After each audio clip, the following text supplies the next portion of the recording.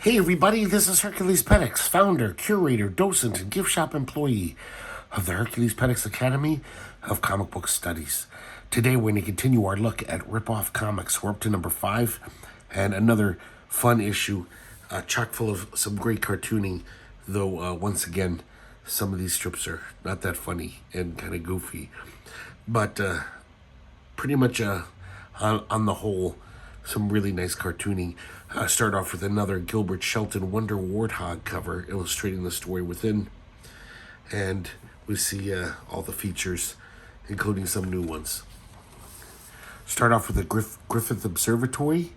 Think 80s. This issue came out in 1979. There's a bunch of mentions of the fact that the 70s are over and it's now the 80s. And Bill Griffith predicts all these things that the 80s will bring. This underwear on the outside fashion trend, which will start sometimes in 1984. Nostalgia for the late 60s and early 70s will sweep the country. There'll be discos that have acid rock and light shows. People will be wearing those Sunny Bono vests. A paramilitary youth movement will pull off a bloodless coup of the U.S. government in 1989.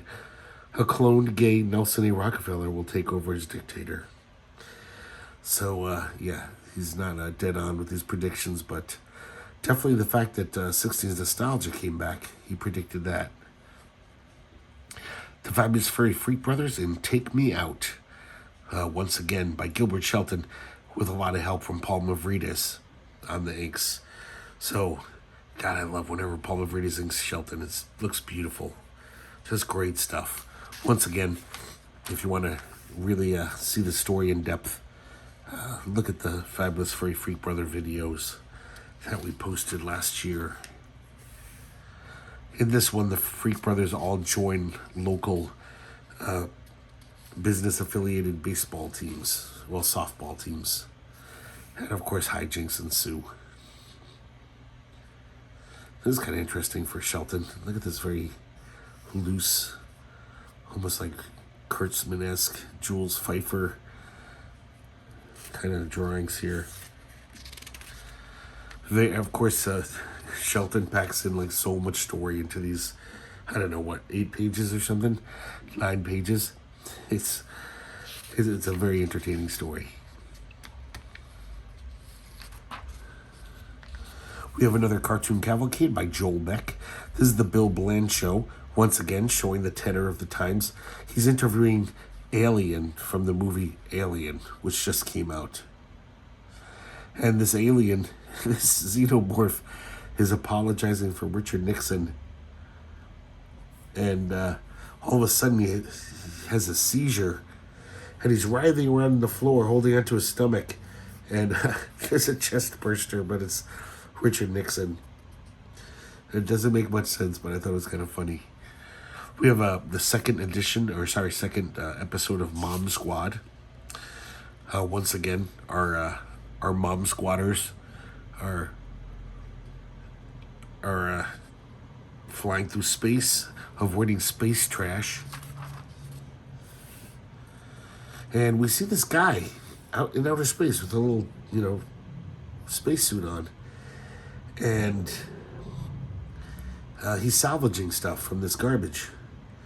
And we see him thinking, I shall receive the Queen's Award when I return to the ship. And we see this spaceship that almost looks like an old Spanish galleon. But instead of sails, it's got solar panels.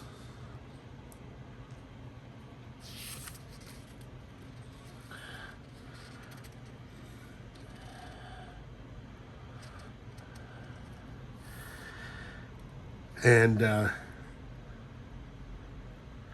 I guess there's some crazy shit going on at the moon. Mom, they're basically their boss. She tells the Mom Squad that you got to go investigate. She suspects it's an Earth satellite is making these new craters on the moon. Once again, we see that space scavenger. This time he finds an old vending machine flying through space. He retrieves that, and we see inside the spaceship. and everyone's talking about all hail the Queen. So apparently this place is run by the Queen, even though we haven't seen her yet. So the mom squad were hiding inside that soda machine. So they use their kung fu on these guys, and but they're outnumbered. So they say, take them to Captain Blast, and we meet Captain Blast here. I don't know why the way he dressed Captain Blast makes me chuckle. I really like this guy. Just a funny little caricature.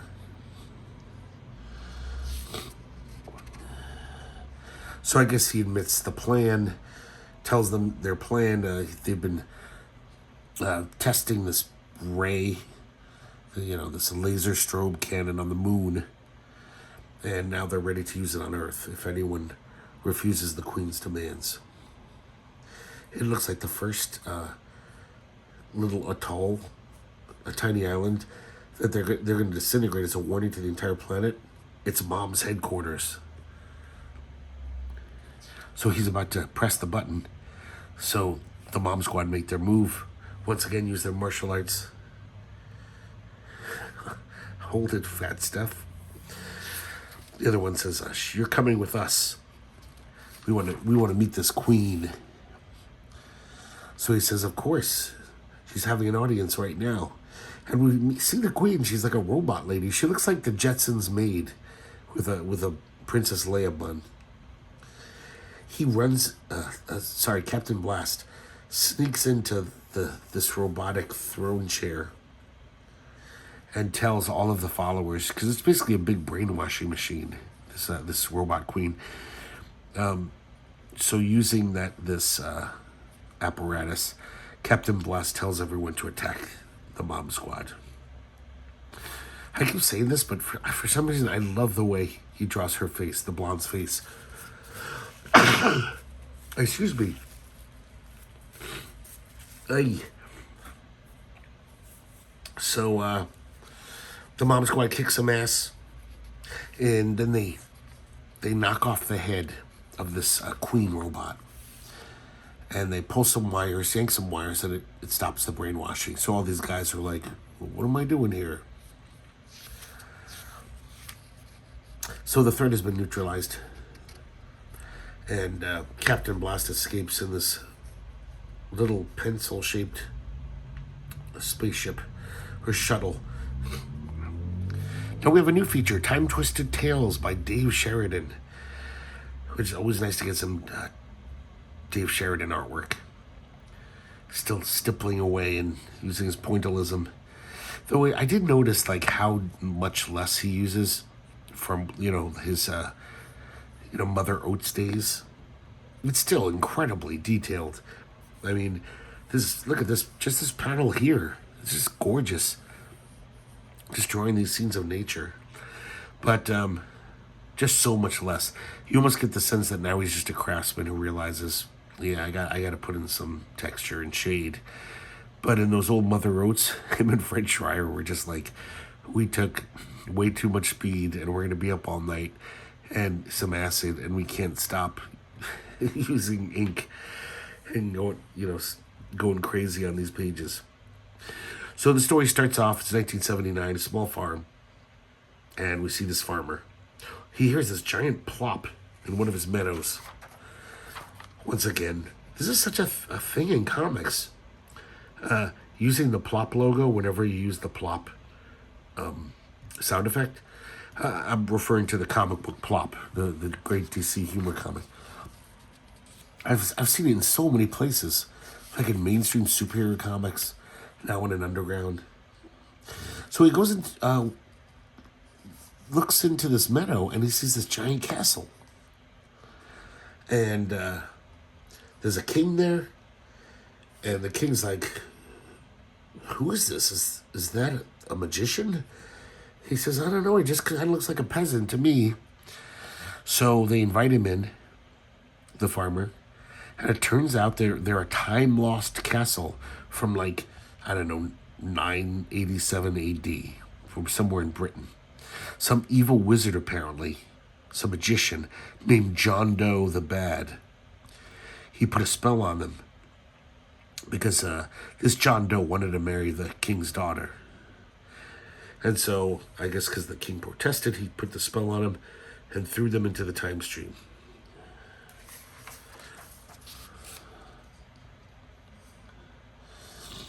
So, the princess runs down the stairs saying, "Father, a giant winged creature is attacking the castle." Everyone runs up to the parapets. It's just an airplane. Then there's another rumble, and this castle, it seems to be very much like made of rubber. It kind of shrinks down and then springs up into the sky, way past the airplane. This is kind of just, almost breathtaking. These angles of seeing this castle fly through the stratosphere, up through the clouds. It's kind of cool looking.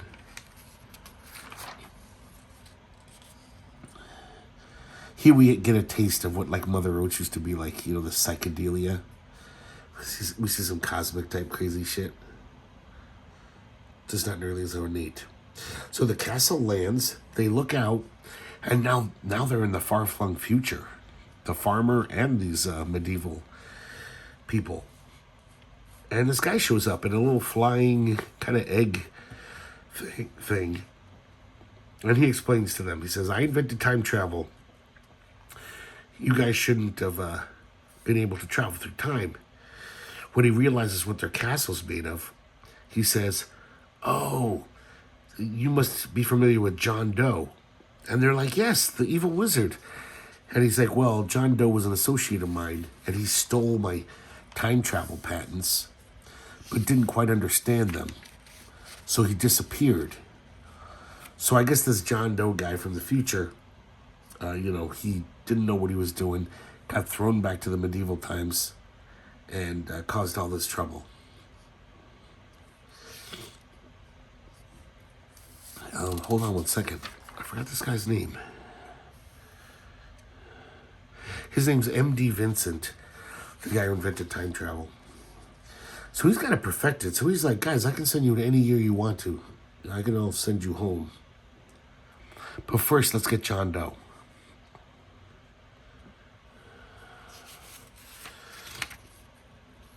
So he insists on coming with them back in time so he can get John Doe and give him what for. And it turns out that's why the castle is all rubbery. He invented this kind of material that's kind of rubberized, and if it's bathed in cathode rays, it becomes this time travel material. So once again, we see spring because it's very rubbery. It's just weird looking. I like that. I like the sequence of panels here. Unfortunately, something goes wrong. There's a malfunction in the circuit board, so he's got to land for repairs. And it looks like they landed in neither time that they wanted to get to. It turns out that they're in the mixed time vortex, where I guess people who travel through time kind of get lost. It's like the Sargasso Sea of time travelers. So we see Roman centurions, we see Bedouin warriors, Nazis, dinosaurs, cavemen with Napoleon hats on, and I guess they're united though. They're unfriendly, so they attack the castle. Luckily, the castle zaps out in time. Oh, I'm sorry, not quite yet. I jumped the gun. Yeah, even these fighter planes, these Japanese Mitsubishi Zeros come out of nowhere, start attacking them. Finally, MD fixes the device, and they zap out of time. It's just some fun stuff. I mean, I don't have much time travel. Sorry, what do they call it? The time twisted tales. I know there's whole comics of this stuff. I never read them, and they're really fun. It's like it's made for Dave Sheridan. This is just, I'd much rather read this than Dealer McDope any day of the week. Just crazy fun stuff.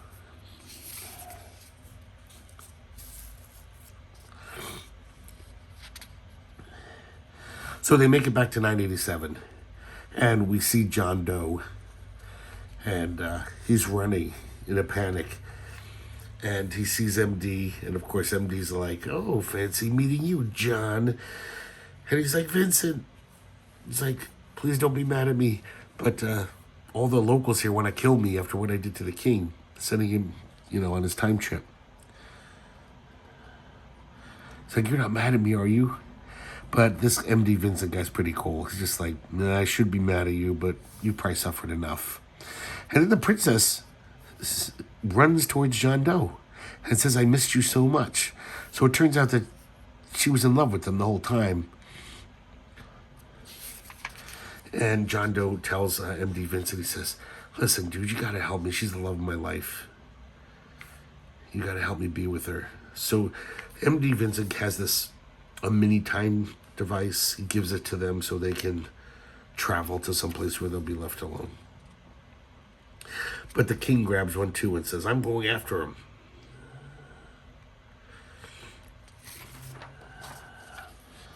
So who knows if we'll ever see them again. So MD Vincent returns to 1979, drops off the farmer, and then I assume goes back to his time. And in the last panel, we find out that the king ends up in an insane asylum. I guess he ended up in 1979. Of course, he was walking around saying he's a king from the 10th century, so they locked him up. This next one's really fun. Wonder Warthog and the Famous Superhero School.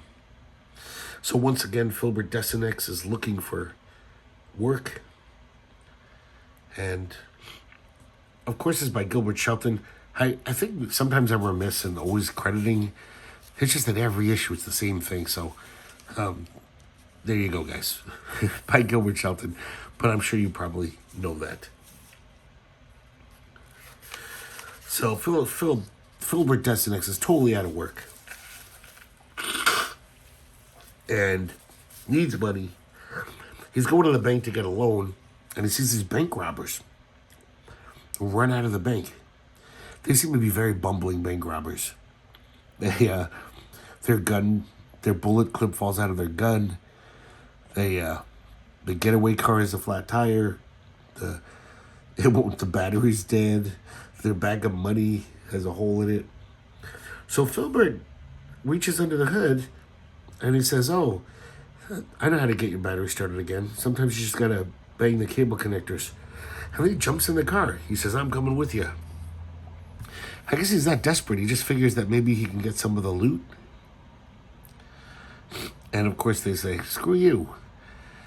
We robbed the bank." And he's like, "You guys wouldn't escape without me." So they just cut away, and we see Filbert with a wheelbarrow.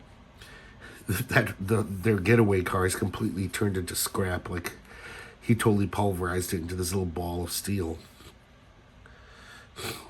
And he also returns the money, hoping to get the reward. And the president of the bank says, "Oh, I'm sorry, but you captured the robbers before we even had time to post a reward. But man, thank you. Your picture will be in the newspaper." So he's like, you can't eat a headline. I'm still broke. So he comes up with this idea.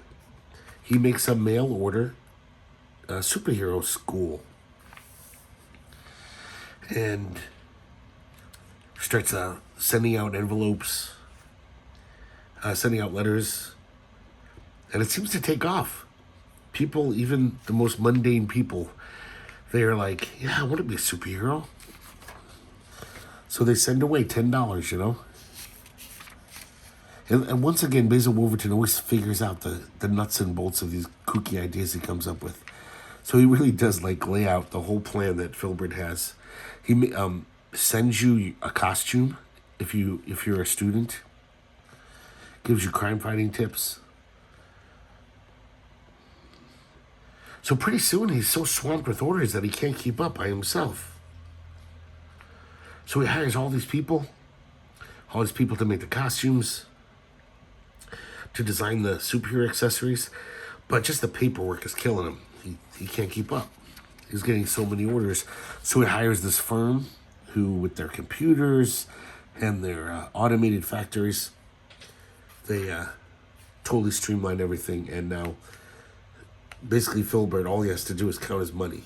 He's got nothing to do now. So he goes to go on, he's about to go on vacation when he gets an emergency call from the superhero school. And it seems like almost all of the applicants are there in their stupid costumes. And they're pissed off. They're like, you sent me this mildew man costume and it only lasted a week. You told me to be Electric Man, but people keep pulling my extension cord. So everyone's got a complaint. Some of them are just like, I don't know if I want to be the human hockey puck. And they basically pressure him. They say, you said satisfaction guaranteed. What are you going to do about it?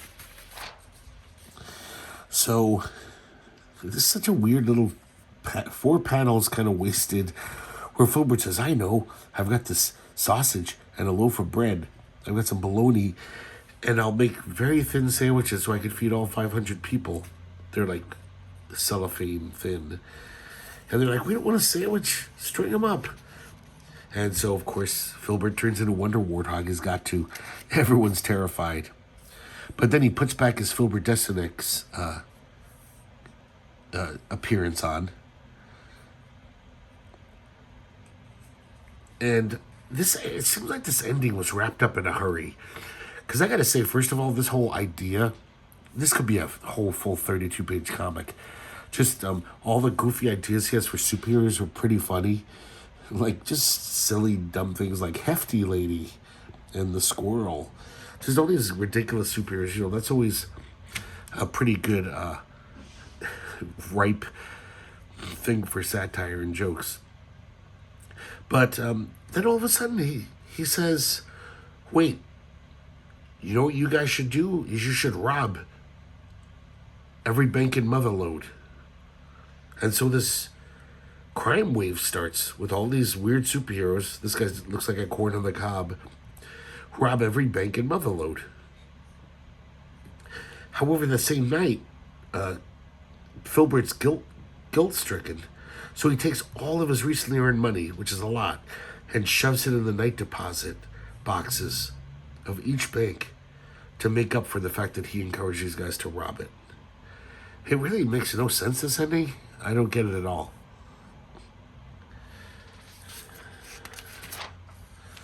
We have another cartoon cavalcade. Let's welcome out the 70s.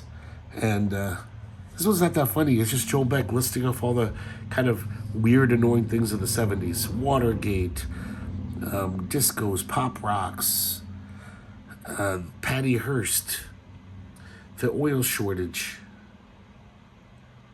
Sonny and Cher get a divorce. And then the last panel, everyone's saying, yay, the 70s are over. But then we see this door, the 80s. Little did they know what shit they were about to step into. They wouldn't be honking their horns so happily. They'd probably be playing a mournful dirge.